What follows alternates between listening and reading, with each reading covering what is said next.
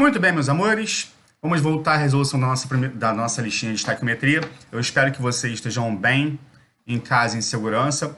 Antes de começar, eu queria parabenizar alguns alunos que eu tenho recebido mensagens com dúvidas da lista, e isso significa que alguns de vocês já encontraram energia, motivação para voltar a estudar, a estar fazendo algum curso, a estar aprendendo alguma coisa.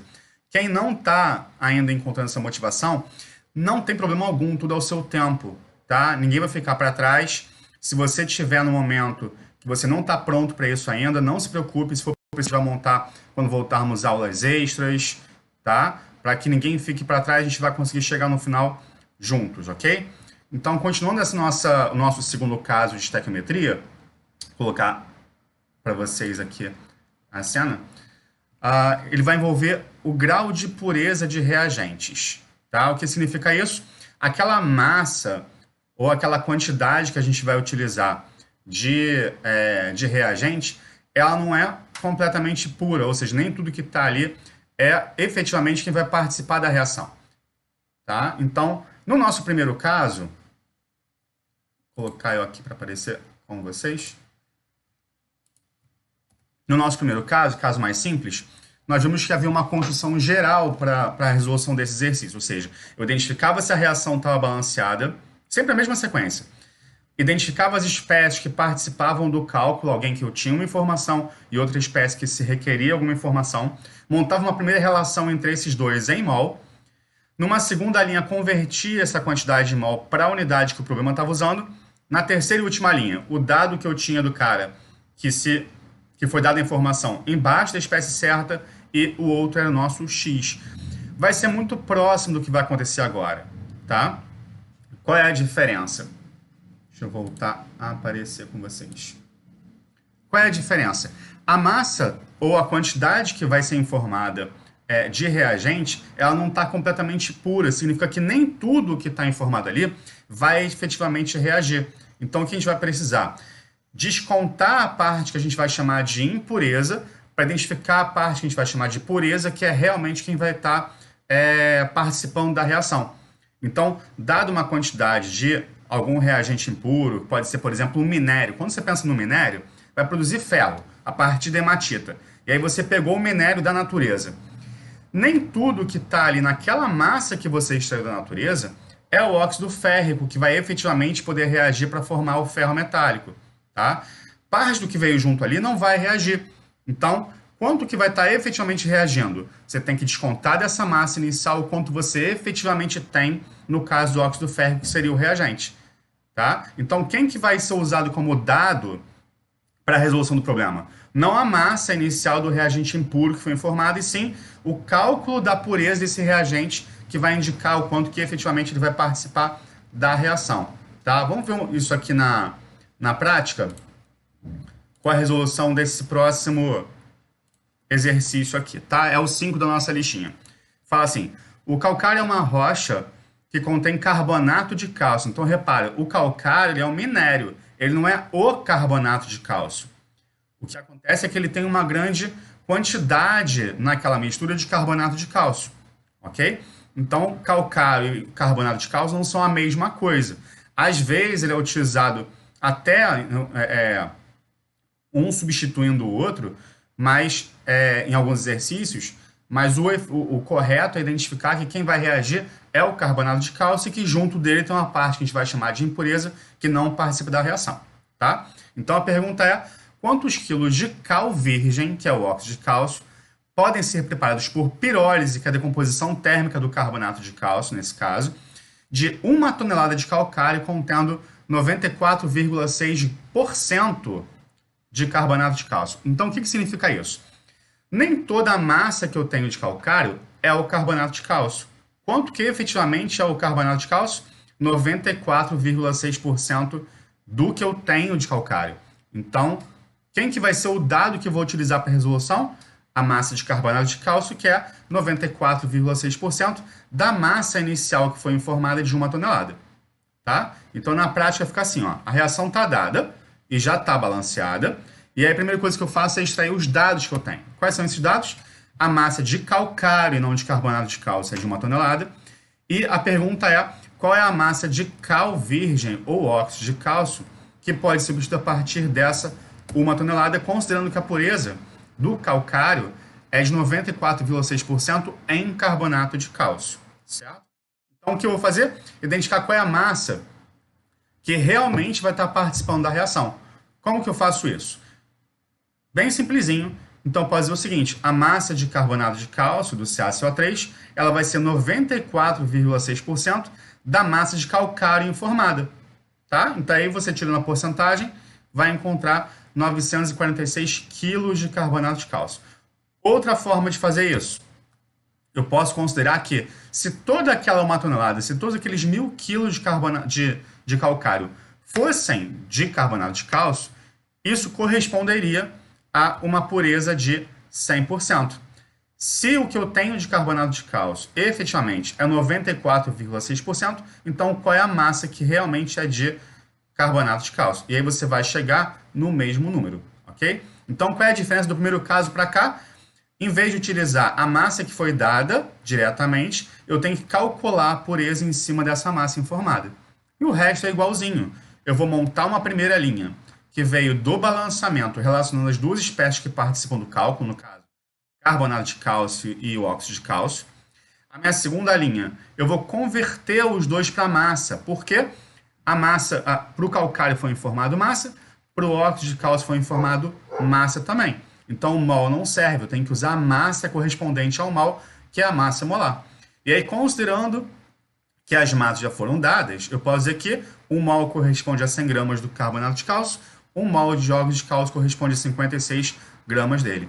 Minha terceira e última linha igual antes, a massa que realmente vai estar reagindo de carbonato de cálcio, então, quanto pode ser formado de óxido de cálcio é o nosso X, ok? E aí a gente vai chegar em 529,76 quilos de óxido de cálcio. Tá? Vamos ver mais um, para ver se vocês acompanham bem. Então, só rapidamente. Então, o que eu quero que vocês percebam? A construção ela é exatamente igual. A primeira linha que veio do balançamento, conversão de unidade na segunda linha, o dado que você vai colocar e o outro vai ser o X. Qual é a diferença? Sempre que estiver envolvendo pureza, no início, você vai calcular em relação a um reagente o quanto que efetivamente vai estar reagindo, que é tirar a pureza daquela massa inicial. Ok? Então, vamos voltar para o exercício. Ela fala assim, uma amostra de 340 gramas de salitre do Chile, cujo teor de nitrato de sódio é de 75%, reage com ácido sulfúrico concentrado, produzindo bisulfato de sódio, NaHSO4, e ácido nítrico. A massa mínima de ácido necessária para reagir com todo o nitrato de sódio é igual a... Então, nesse caso, a massa que foi informada de 340 gramas é a massa de salitre do Chile, que é um mineral rico em nitrato de sódio utilizado como fertilizante. Então, o salitre do Chile ele não é o nitrato de sódio, mas quem que vai estar realmente reagindo? O nitrato de sódio que está contido nessa massa. Então, já que o problema informa que o teor dele é de 75%, eu tenho que inicialmente calcular o quanto que efetivamente vai estar reagindo. Tá? Então, meus dados, a massa que eu tenho de salitre do Chile é de 340 gramas, e a pergunta, qual é a massa de ácido sulfúrico para essa quantidade inicial de salitre do Chile, considerando que a pureza é de 75%. Calcular 75% é multiplicar por 0,75, que é a mesma coisa que 75% dos 340 gramas. E aí eu encontro a massa que realmente vai estar reagindo do nitrato de sódio. Ou, igual a gente fez antes, se tudo que eu tenho de massa do salitre reagisse, isso corresponderia a uma pureza de 100%. Se a pureza é de 75%, então quanto que realmente vai estar reagindo? Você pode montar também uma regrinha de 3, tá? E vai encontrar naturalmente o mesmo valor. Ok, já encontrei a massa que realmente reage. Volto para o mesmo procedimento inicial que a gente viu para o cálculo mais simples. Primeiro, uma relação em mol entre os participantes, ou seja, os dois para quem foi dada uma informação e para quem se requereu uma informação.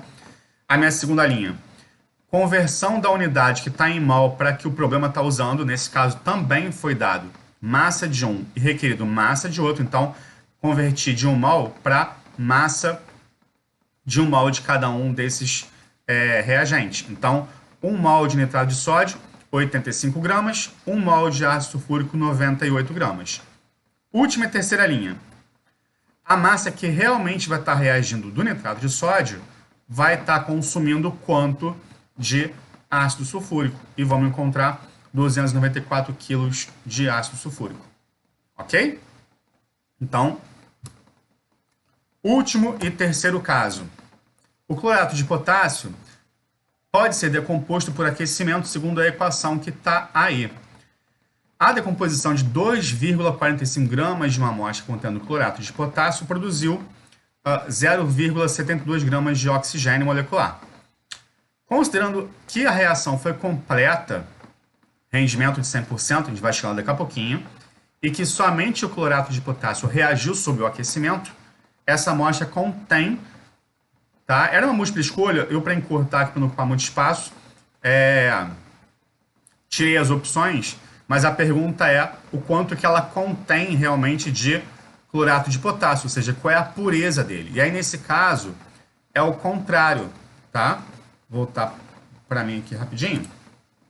Nesse caso, é o contrário por quê? Nos dois anteriores, a gente tinha, dada a pureza, o quanto que eu poderia estar obtendo de um produto ou o quanto seria consumido de um reagente. E nesse caso, foi informada a quantidade que foi obtida de produto e perguntado, então, qual é a pureza, ao contrário. Então, esse caso eu acho um pouquinho mais difícil de entender, tá? Qualquer dúvida, vocês me escrevam, me avisem, para eu poder voltar a esse ponto, né? Mesmo que eu coloque mais um desse tipo para a gente poder pensar junto, tá? Mas qual é a ideia? Eu sei o quanto foi produzido de oxigênio, e a partir do que foi produzido de oxigênio, eu posso calcular o quanto realmente foi consumido de clorato de potássio. Então, para isso, eu vou montar uma relação entre os dois, igual a gente fez antes, partindo do balanceamento. Então, eu sei que cada 2 mols do clorato de potássio produzem 3 mols de oxigênio. E, mais uma vez, foi dada a massa de um reagente e perguntado e informado também a massa do produto, no caso o oxigênio. Então, converto de mol para massa para ambos novamente. Então, para o clorato de potássio, cada mol dele eu vou encontrar do potássio 39 gramas por mol, do cloro 35,5, mais 3 vezes 16 do oxigênio, o que vai dar para a gente 122,5 gramas por cada mol. Como são 2 mols, 2 vezes a massa de cada mol. Para o oxigênio é a mesma coisa. Cada mol de O2 eu vou encontrar 32 gramas, 2 vezes 16 gramas de oxigênio. Como são 3 mols, 3 vezes a massa de cada mol. Então já tenho a nossa conversão aqui de 2 mols de clorato de potássio para a massa dele, 3 mols de O2 para a massa dele. Na minha terceira linha, eu vou colocar a massa de oxigênio que foi produzida para calcular o quanto realmente foi consumido do clorato de potássio, tá? E isso vai dar para a gente essa massa de clorato de potássio consumida. E aí? E aí que se eu sei o quanto tinha inicialmente de clorato de potássio impuro, e se eu sei o quanto efetivamente foi consumido, eu posso calcular o grau de pureza, que vai indicar o quanto realmente reagiu daquela massa inicial. Então, eu monto uma nova relação para calcular o grau de pureza. Pode ser o seguinte: se tudo que havia inicialmente de clorato de potássio tivesse reagido, ou seja, os 2,45 gramas dele tivessem reagido, eu encontraria 100% de pureza. Como o que realmente reagiu dele foi 1,8375 gramas, meu Y vai me dar o quanto que efetivamente reagiu, ou seja, o quanto que havia de pureza naquele reagente. Isso vai dar para a gente 75%. Esse caso é um pouquinho mais complicado porque a gente faz de trás para frente, tá? Mas a ideia geral é a mesma. Eu calculo para o quanto foi obtido de produto, quanto realmente reagiu, do quanto realmente reagiu em relação ao que havia inicialmente, eu calculo o quanto havia de pureza, ok? Então, para essa aulinha é isso. Qualquer dúvida me escrevam, continuo à disposição de vocês, tá? Então, beijo, até a próxima aula.